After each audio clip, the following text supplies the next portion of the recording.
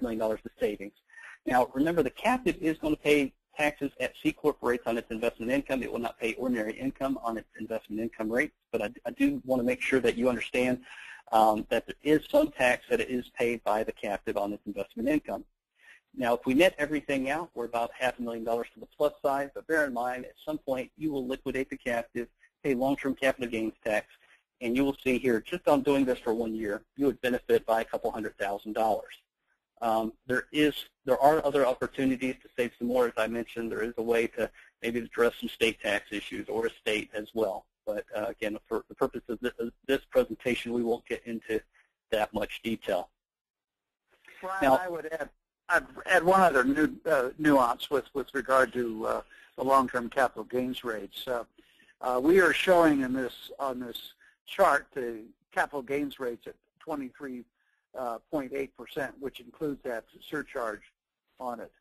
If the distributions are made where the recipient has adjusted gross income of under $450,000 as a married or $400,000 as a single, then you're not taxed at that maximum rate. So if you time the distributions of the qualified dividends out of your captive when your other income is lower, then that effective tax rate can be down to 15 to 20% as opposed to 23.8%. I just wanted to add that. Yeah, that's right. Brian, go ahead, please.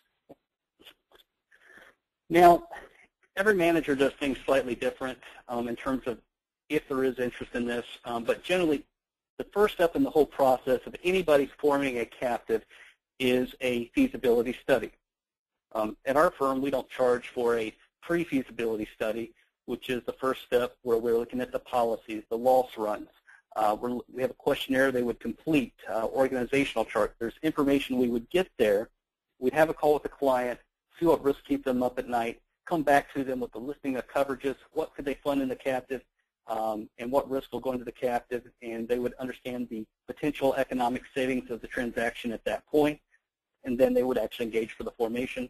Some managers will charge, say, $5,000, $10,000, a nominal amount to go ahead and do the feasibility study, and that would include the actual actuarial study, typically, not always, but typically. And then ongoing here, a lot of customers, they fear that they're going to have to be operating this captive, and it could be a lot of work.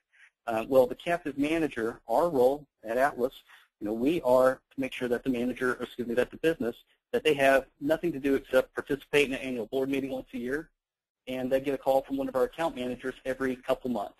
So this is not something that's time-consuming because the captive manager should be doing all the accounting, coordinating the audit, tax work, etc., on behalf of the customer. So normally I estimate customers when they form these, it may take anywhere from 10 to 15 hours of their time to get this set up.